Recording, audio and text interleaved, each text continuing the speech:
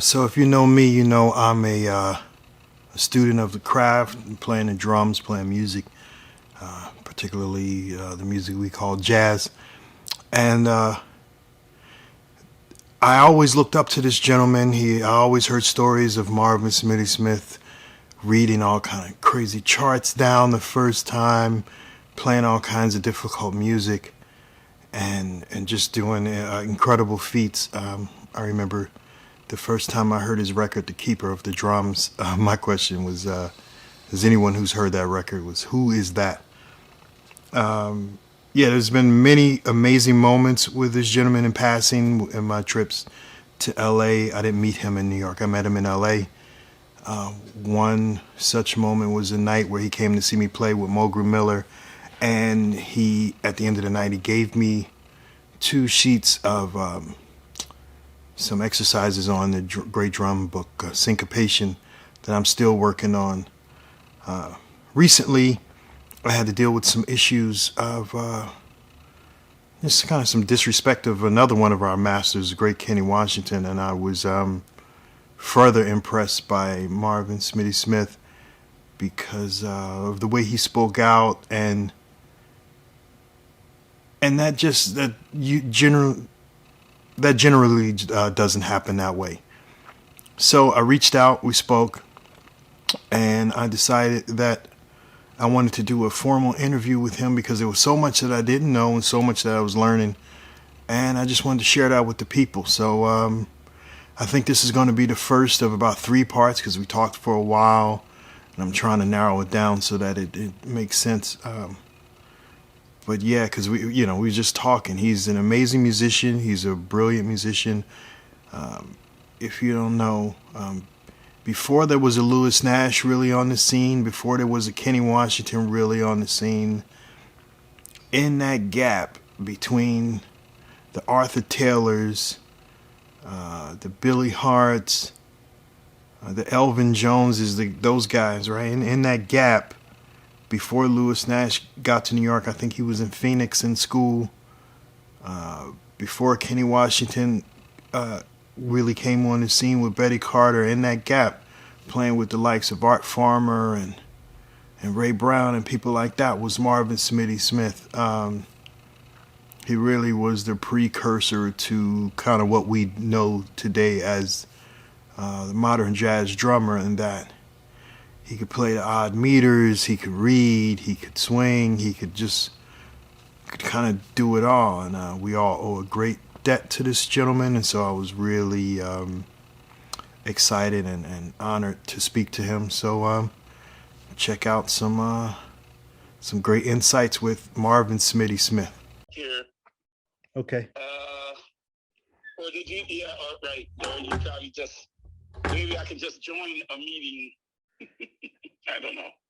I'll just get the link. Where's the link? All right, here. Let me get to my email here, bro.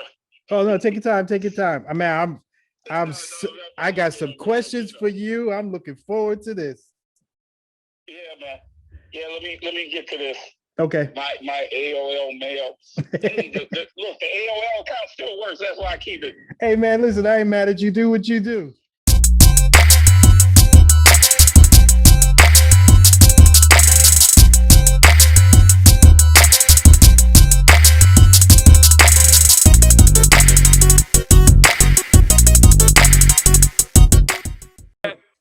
Nah. My bad. I had my audio off on the video switcher. Nice. My bad. No. Anyway. So I mean, I've been looking forward to this all day, man. Man, for some reason I only got you in my right channel, man. I wonder why that is. Yeah, let me check my junk here. I'm supposed to be good. Yeah, let me check something here, bruh. Let me check. Check. All right. Where am I here? I'm hearing you out of this. Got me now? Oh yeah. Flimsy ass cables. Right. You know. Yeah, flimsy ass. Okay. So the magic. Here we are. Oh, hey. Look at you. Hey yo. All right, you better be careful, man. I'm gonna ask you for a lesson, man. Hey, you know, I'm right here, man. Smith-Tone Studio, baby. Some of my questions are gonna Smith-Tone feel Drum like that. But man, Yeah, Smith-Tone Drum Studio here, right here. You are seeing me live from the Smith-Tone Drum Studio in L.A. that's beautiful. So man, I wanted to get into this with some questions that I've been wanting to ask you for years since I Sure. met you, and you Yeah. came in the parking lot and gave me those amazing variations on syncopation. hmm That the 2 pages that's still kicking my butt. Yeah. But Well, they kicking my butt too because I haven't practiced them in about like 15 years. no, but you know, years. so I was doing some research and I was trying to figure. I was like, where did he come from? So I know your father played drums, but can you tell me who are Charlie Williams and Donald Taylor? Oh yeah, now Charlie Williams. See, yeah, let's go back to the beginning of my training here, because I started formal training when I was 3. So I read. 3.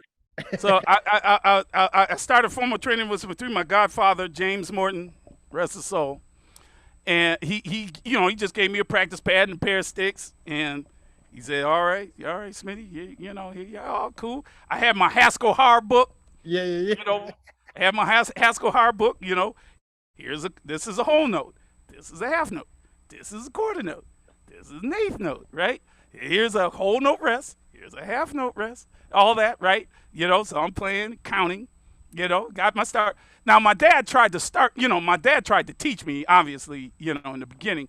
My dad was just, he was a jazz aficionado. He loved the music, loved the music. Just for frame of reference, I was born and raised in a small town called Waukegan, Illinois, just 45 miles north of Chicago.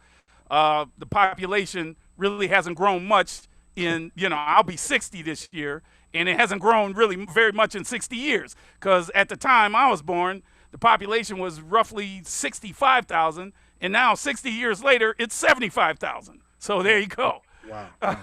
But anyway, my dad was a jazz aficionado, loved the music, and as we would say, we would drive into the city. When my dad used to drive into the city to go check out Bird, you go check out Dizzy, check out, wow. Probably Love at the- Max and all those cats. At the jazz showcase, probably, or one of those places. Well, it was just, this is even before the jazz. So, I mean, I'm talking about I'm talking about the, late 40s and into the 50s. Okay. Roughly, Okay. yeah, 50s.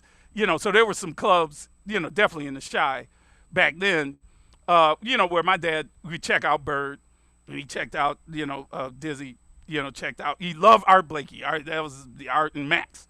Love Art, love Max. And he knew Johnny Griffin. He knew Griff, Oh wow. and knew, and some of the local cats, Wilbur Campbell.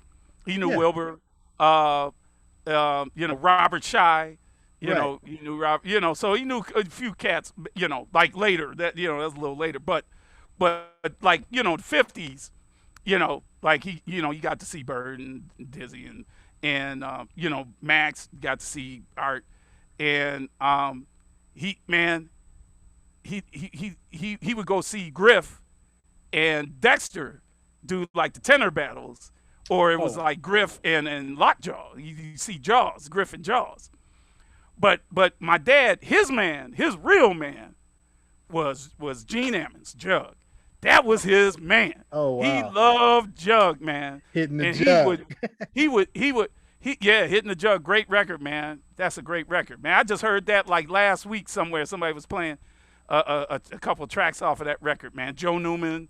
I think McDuff's on there, and I think it's George DeVivier, and Walter Perkins, Chi-Town. Wow. Yeah, I got to yeah, meet Walter when I got to New York. I got to meet Walter Perkins when I was got to New York. yeah. Oh man. Yeah. So Yeah, so you- Charlie yeah. Williams and Donald Taylor. Yeah. Oh yeah. Let me get back on track here. No, I got Let me you. fix this cheap cable here to make sure I got you in stereo. Yeah. So my dad tried to start me off, right? But it's the father-son relationship, and it was just way too intense. You know, he's like, man, yeah, come on, man, you got to be, He said, well, I'm gonna send you to one of my boys. So when I was 5, he brought Charlie Williams, his brother Charlie Williams, to study with. And the thing about Charlie was, Rodney, like, he left a very indelible impression on me, because even as a 5-year-old kid, man, I got to see Charlie play, man, and Charlie, man, was a very versatile player. I mean, this guy, he played piano trio, he played quartet, quintet, played big band, he played the little bebop kit, he played double bass kit, he played stuff, man. So he left. You saw that early, do it all. Right. No borderlines. Right. Right. Okay. Yeah. I mean, I saw him do that, man, and he was swinging and he was killing, And so he started me off and got me on some fundamentals, get my swing beat right and all that, man. And then, so was he teaching you out of books, or was he just showing you stuff and saying do this? Or? Yeah. He was showing me, some, like some basic, swing, like, okay, ride, hi-hat, feather the kick drum, just. Okay, here's a couple of phrases, and I was studying reading, through Haskell Har and, dealing with that. And so getting my nomenclature together and all that, getting my high chops, right? But, Charlie started me off, and I studied with him for just a little over a year and a half. And then he moved out to New Jersey. And I caught up with Charlie years later, like the late 80s. Oh, wow. I caught up with him. I didn't even get to see him. I just, somehow, he got my number. And so we just rapped a few times, like in the 80s, like 87, 88. We rapped a few times. And then he passed away too soon, man, early 90s. Oh, sorry to hear that. Like about mid-90s. Yeah, he passed away because I was, I think it was like either right before I moved to L.A. or right after I moved to L.A. he passed. And so, but he was a brilliant cat, man. He sounds like it playing double bass that early. I mean, what are we talking about? Yeah, I mean, the 60s, early 60s. Early 60s, man. Well, mid 60s, yeah. So he's man. Louis Bellson time. He's in that thing. Yeah, I mean, he had that flexibility to be able to do that, man. Man, that's heavy. Amazing, man.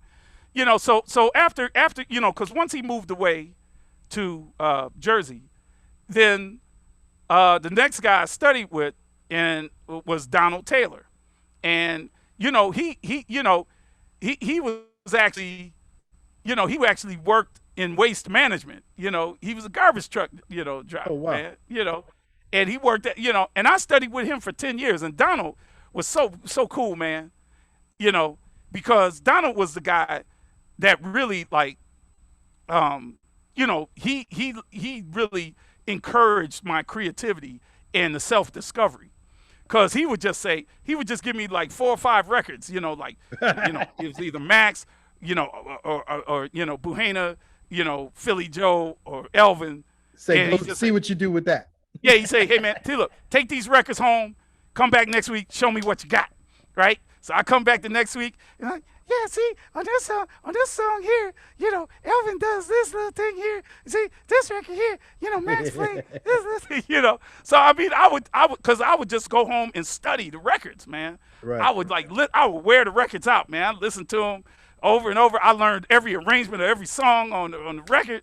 Then I would sit down behind the drums and play along, and then that's when I started to figure out, okay, well, this is how he's phrasing. Okay, so he moved to this time, moved to that time. It's basically, 4-piece, 2 cymbals. So okay, so he's doing it. All right. So if he takes a solo, if he trades 4s, okay, I'm trying to figure out the phrasing. Okay, the sticking. Okay, well, I think it's like this or that. So Donald Taylor was very instrumental in letting me self-discover. So I still haven't heard that you got like Jim Shaping yet. I still haven't heard that you're going through, you know what I mean? Yeah. Like it seems like people saw that you had something and they were just letting you go with that. Was that pretty much it, or? Well, I had that. Well, when I started studying with Donald, then that's when he turned me on to the Jim Chapin book. Okay. Right? Okay. And then then it was like the Mel Bay's cookbook, with all the rock, Mel Bay's cookbook. right?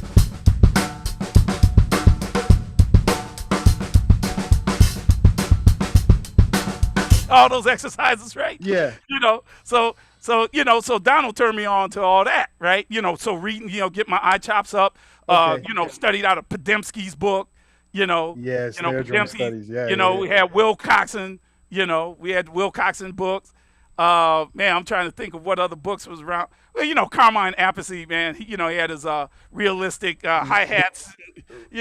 Which I met Carmine years later. When I moved out to LA, and it's funny, man. So, Yeah, you learned, you kind of had like the aural AURAL thing happening. The oral tradition. Right, with the reading, because I know a lot of guys later on, and I guess later on, and even before you, we didn't learn to read so much, or reading wasn't so stressed. Right. Exactly. So early, right? Wasn't really emphasized, right? Because you're reading like bass drum. I mean, like people learn to read some figures, right? But to learn to read snare drum stuff, right? To read the nomenclature. Yeah. That's important. I didn't get that, and so Donald turns you on to that, and then you studied with somebody who is one of my favorites, and I was shocked to hear this. I didn't realize you studied with Marshall Thompson. Yeah, like the last 2.5 years I was in high school, I studied with Marshall, and it was funny because when I heard Waning Moments, man, that cymbal beat messed me up, man. Yeah, man. And the Shy Light stuff and Donna, right. Like, man, he's heavy. Yeah. I mean, he was a Chicago legend, and it was fun, because I had heard, I saw like on like those Wayne Shorter records of EJ, recordings, and Marshall was on some tracks there. And, and he played with the pianist Eddie Higgins. Right. And, Trio, he did a lot of stuff with Eddie. And it was funny because right then, so, I'm talking 1976. Okay. 76.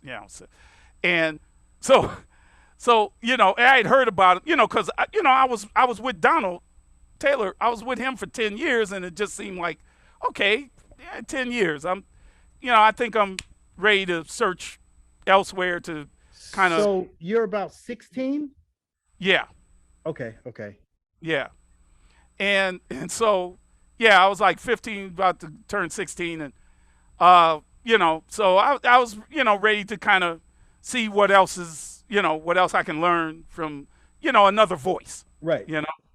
After 10 years, and Donald was beautiful, man, my man. That's incredible, by the way, because most guys, they study with you for 2 semesters and they like, I got everything that Smitty has. Now I'm going to go over here and study with this other guy. And it's like, wait a minute, man. I've been here a long time. Yeah, right. Well, good luck with that. You know what I mean? That's the way I feel. Good luck. I hope you make it. But so the way I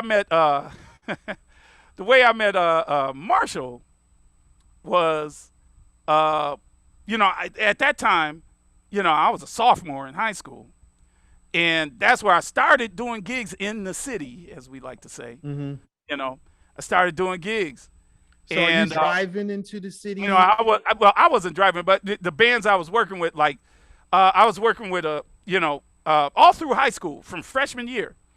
Actually, even before that, because when I was 12 and I was in 6th grade, like I started rehearsing with this rehearsal big band because there was this music teacher who was very instrumental in curating my musical talent and giving me an outlet to grow, by the name of Bruce Mack. And Bruce Mack taught the jazz band and the jazz program at our local college in Waukegan, Illinois, the neighboring township, one of the neighboring townships called Grays Lake was our local college, College of Lake County, CLC. They used to joke about it, call it the College of Last Chance. It was a JUCO, right? Junior college, JUCO. Yeah. So, College of Lake County. And so he taught the jazz band at College of Lake County, but he had a rehearsal big band that he used to, do like, for a while, he used to do Thursdays, then he did Mondays. and he had it in the basement in his house, Mm. and so he lived like about a mile or so away from where we lived, and he didn't have a drummer, and Oh, a few of the guys that were playing in the big band, friends of my dad, right? And so, they asked my dad, they say, hey, Marv, because I'm Marvin the second. He said, hey, Marv, hey, man, you think Smitty would be interested in, rehearsal, just playing with the rehearsal big band? He said, I'll ask him, I'm 12 years old. I'm in 6th grade. Wow. He said, it's like, hey, well, Smitty, this guy, they got a rehearsal big band, you think you'd be interested in playing? Sure, shoot, I ain't got nothing to do. I just want to play, I want to play. So, like one of the guys in the band would come by to pick me up with my drums. I load my drums in their car and drive off to, it was just like a mile and a half down the road, and, go into the basement, set them up, and rehearse all these stock, big band charts or whatever. And then, like, after we do, like, a couple hours of rehearsal with the big band, we would do, like, a trio. Like, we would just play tunes. Trio. It was this pianist named Art Peck and a bass player named Percy Payne, was friends of my dad. Wow, And, that early, though, he that played, young. He played Fender. He played Fender jazz bass. But that young, you're getting that kind of experience. Yeah, like absolutely. learning how to Absolutely. move, learning how to set things up, how to Right. read the charts, and Right. when to get off the page. That's amazing. Right. Yeah, so it was just all great experience for me, man. Early. So during that time, because this is, 73, Mhm. 72, 73. And so, so we had been rehearsing with I had been, just playing with the band for like 9 months or something. And then finally, the band gets their first gig. Oh, wow. And so, and it was a gig, outdoor gig, so this is like July 4th weekend or something, and I had just turned 13. And so there's this, so this is the first paid gig, right? And what it was what we call the green sheet gig, the transcription gig, right? Through the local union, right? So like what you had to do was, okay, it's a transcription gig, so you had to be a member of the union, and you had to, everybody had to sign the sheet, and okay, I'm the member of local, what was the Waukegan local, 287, I think, right? Yeah, 287, local 287, Waukegan local, musicians union local. Anyway, so but see, you had to be 16 to be eligible to join the musicians union. Oh, but you Marvin the second, so you just. But used I'm dad's saying, card. but I'm 13. I'm 13, and like I had been rehearsing with the band for like 9 months, and this is our first gig, our first paid gig, Right, and it's like right. I'm 13, and you have to be 16 to be eligible. But there were 3 guys in the big band that worked on the board of the union, so they Oh. rigged me a union card. Even better. See, I thought you just used your dad's card. No. The guys, 3 guys that were members of the union board Just rigged me a card so I could do the gigs. And now you So can do that's other gigs. that too. was my professional start. Right. That was my professional start. Yeah, at 13 to start doing gigs, and that my first paid gig was the big band gig, and I just it went from there. And that's where you met Wendell Marshall. Marshall Thompson. I mean Marshall. I'm sorry, Marshall Thompson. Yeah, I met Marshall a few years later. So that's when I started doing gigs in the city. Uh-huh. And so, I had heard about him, prior to that, obviously, and I saw him on the couple records, and and I was hearing about, he's playing around, playing with Eddie Higgins, trio, and his wife Irma was a piano player. Oh, I didn't know that. Yeah, and they used to do gigs together. Yeah. She used to yell at him. Yeah, probably. You're dragging. You're rushing. You're Right, dragging. exactly. Yeah, right. But anyway, so how I met Marshall was finally, after hearing about him and inquiring about studying with him, what finally happened was I was doing a gig in the city at this club, and it was a double bill. So I was playing with this octet group. And then the double bill was Marshall playing with Eddie Higgins Trio. Oh, nice. So it's like, oh, I finally get to formally meet Marshall actually on the gig. So I get to see him play. He gets to see me play. So, Beautiful. we do the gig. We did 2 sets, alternating. And then at the end of the night, he's like, hey, all right, young man. I've been hearing about you, yeah, man. Okay. I say, yeah, well, I heard about you and I really want to study with you. So Marshall gave me his number and he said, hey, well, I teach over at it was the world famous drum shop at the time for many years. On 6th floor. Drums Limited. Yeah, on the 6th floor, right on Wabash Avenue. Yeah. Like about 3 doors down from Frank's drum shop. Yeah. Right there, and another great store, which I used to spend all day in, both of those stores. I heard a lot of those stories about those stores, man. Yeah, Marshall taught on the 6th floor at Drums. Bill Crowden, the owner of the store, beautiful man. In his later years, he actually got, signed, after he left, the shop, after he sold the shop or the shop left go and closed. Then he got with Peisty, and he was, like a rep or working in the Peisty organization for several years. Yeah. Oh, wow. And because I used to see him at the NAMM show, in past several years I was seeing him. But good dude, man. Bill was a drummer, really, really beautiful cat. Opened up a drum shop and it was great. It was well stocked, had a lot of stuff, and he was a beautiful cat. So Marshall was teaching out of Drums Limited. So I would go every Saturday. I would take the Chicago and Northwestern train from Waukegan down. It'd make all its stops, North Chicago, Evanston, and all in between. And then finally ends in Union Station in the Chi. So how long is that ride about? Well, with all those stops, it was roughly about an hour. It was roughly an hour. And your lesson was an hour. And then I would walk from Union Station to Wabash. It would take me roughly about, 15, 20 minutes tops. And then I would go take my lesson for an hour. It was $7. Wow. And I'd take my lessons, man. And so what kind of stuff? Marshall would, he was buddy. He showed me like he worked out of we do some more Podemsky stuff, Wilcox, and then he would show me some brush stuff, man, because he was butter on brushes, man. He was butter, man. That's what I wanted to ask you. I was wondering. I love your technique on brushes. He was so smooth. No, I mean just the way he played, it was just smooth. Just the groove he would set, because he would just he would just be smooth with it. Oh, let me. Check you out. You ready to do a DVD, Smitty? Yeah, man. So that's it. Yeah, but Marshall was so smooth with it, man. He needs it.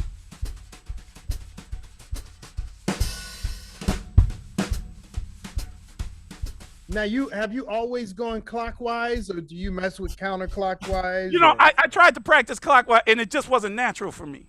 It just wasn't natural, man. I just never felt it this way. Now, for edification's sake, I'm left-handed, but I learned how to play drums right-handed because I never bothered to ask. Right? Whoa! Because they just said, hey, here, you take the stick here, left, put the stick here, you put the right stick here, mama, daddy, single stroke. You plays drum set. Okay. I never said like, well, why can't I do it this way? Or why can't I do it this way? I never bothered to ask. It's just this way. You okay. Serious? And that was that. Right? I have never, that makes a lot of sense. Greg Hutchison is left-handed. Yeah, Hutch is left. Yeah. Oh, that's funny. Yeah, but anyway, getting back with Marshall, yeah, man, Marshall would hit me to, brush stuff, they show me how to, 3/4.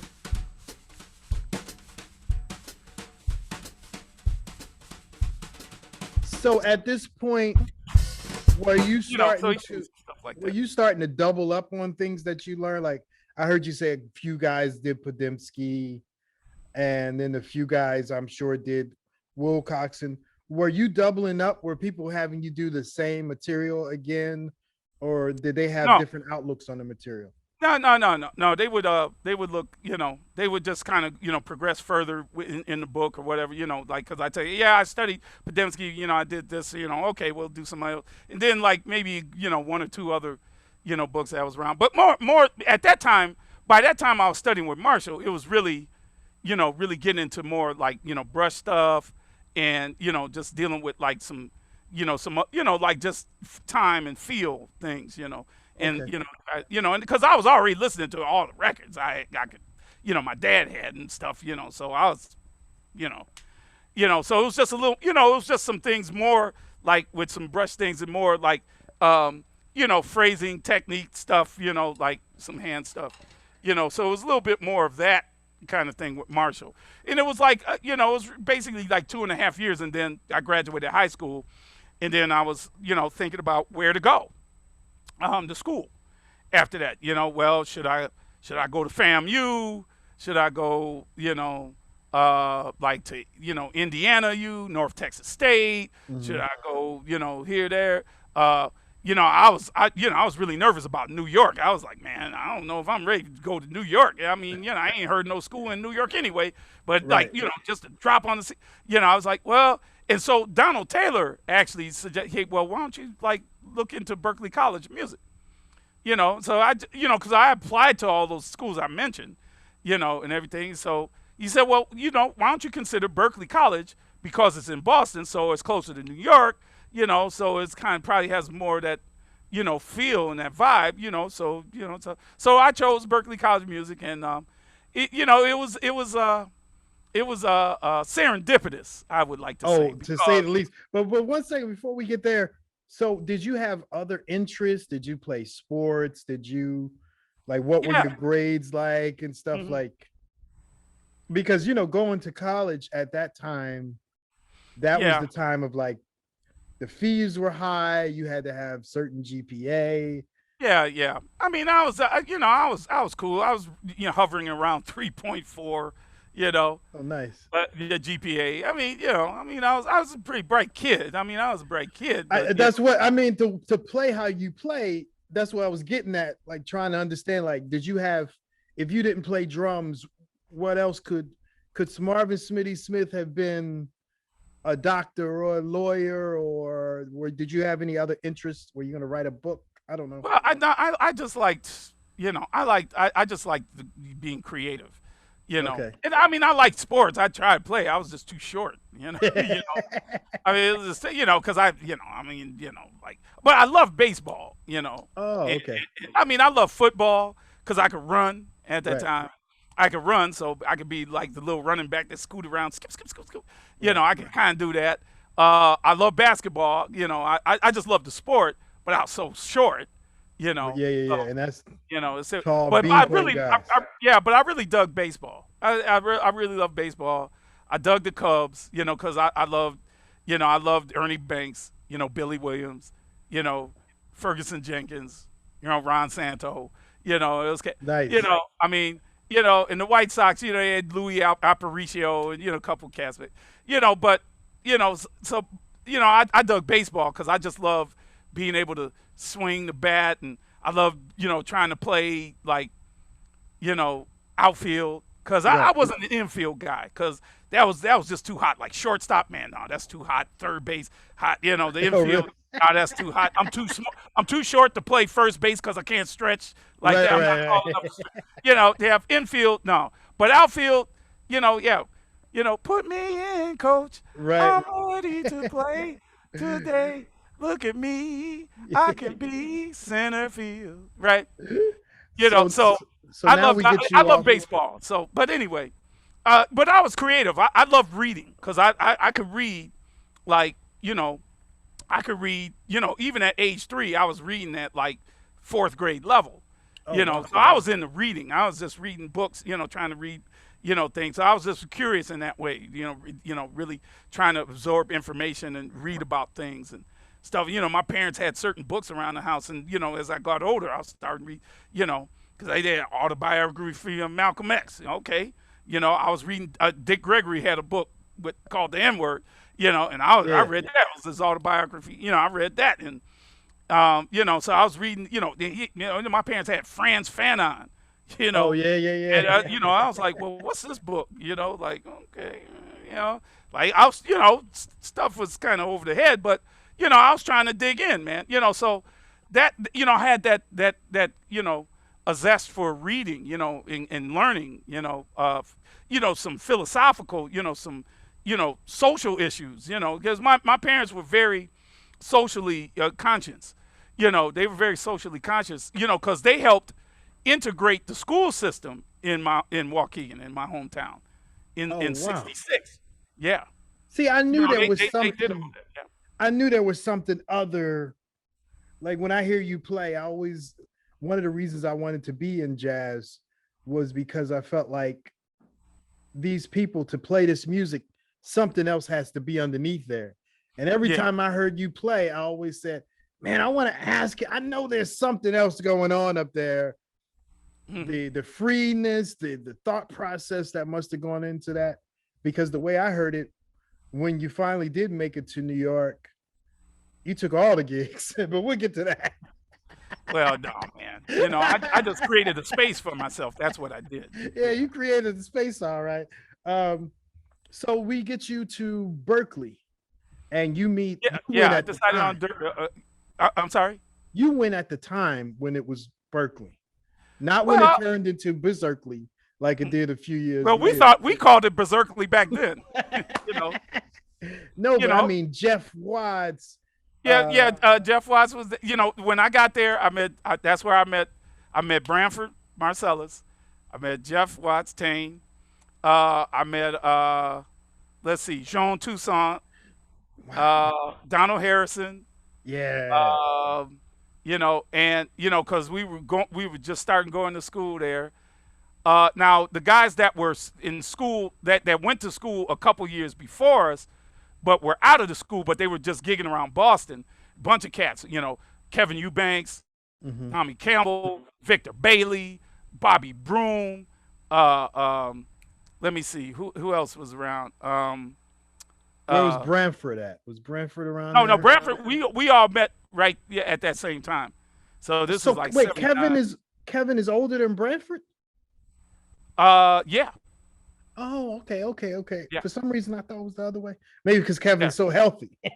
If not, well, yeah, he's been vegetarian he was vegetarian for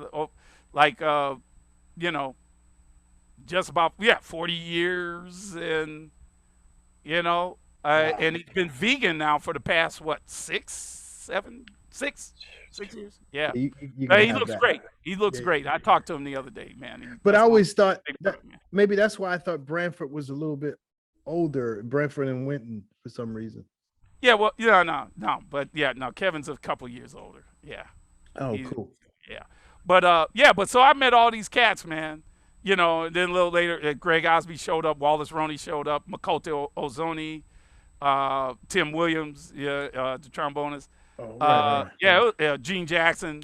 It was just a great, nucleus of people that just appeared right at that particular time frame.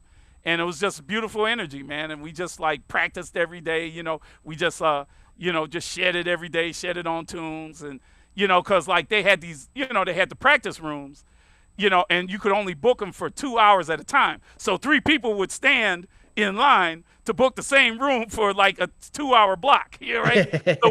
So from 6 to midnight, because that's when they would close the rooms. So from 6 p.m. to midnight, we were just all in there, man, in the shed, just rotating, we just play a couple tunes, and then the next cat go, sit down and play, So it was beautiful energy, man. We learned a lot, man. It was a lot of Wow. fun.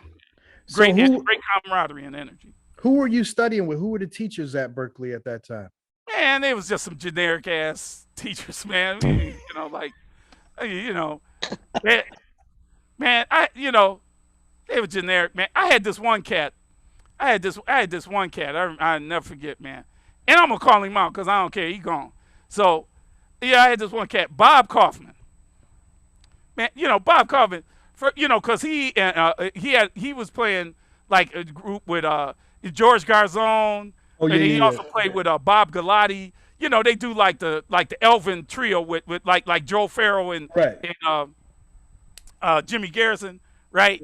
They try to do, so they would try to like imitate that kind of group. So, but Bob Coffman, he was so jive, man. He would bring like tapes of himself with his band, yeah, and he would play the tapes for me of his gig and be like, yeah, that's swinging, huh? That's swinging, and I was like, I mean, I got that records with Elvin on them. I got those records, man. And that ain't Elvin. No, bruh. That ain't it. So he would actually do that in the lessons, man. Play tapes of gigs of himself, trying to convince me. He's like, bruh, dog. Yeah. Clearly you don't know where I come from. So all I did was I just took the information and then I just went back in the shed and just played with my records. That's what I did. So your time at Berklee, which was brief. It was only a year and a half. So was basically networking. Well, no, it was just hey, I was on my own for the first time, and I'm in an environment with like-minded people that was into the same thing I was into, and it was just like a great fertile ground to learn and grow, and it was beautiful. Yeah, it sounds like it was great. Yeah, it was great, man. So Funny, just a year and a half, and then where'd you go to? Is this where? So what happened was, I was doing gigs local, with cats and it was beautiful, man. And then so what had happened was, so this was 1980, where, it was break. It was like it was getting around Christmas break, and I was thinking about, I was planning on going home, but then one of the piano teachers at the school, a guy named Alex Ulanovsky. Ulanovsky. Yeah, wow, Alex Ulanovsky. Yeah, he was one of the piano teachers, and at that time, I was doing a few gigs with him, where he was playing. We were playing. So I got to play with him on a few gigs, and so he had been working with Jon Hendricks, the vocalist from Lambert, Hendricks, and Ross and all that. So he had done some gigs with Jon Hendricks, and AD was playing those gigs. Alan Dawson, the great Alan Dawson, had been playing those gigs. But at this particular time, AD couldn't make the gig. So how it happens. So Alex. So tune in next time for the rest of the story. This will be about 2 more parts. So thanks for checking out this episode of Purgatory Perceptions.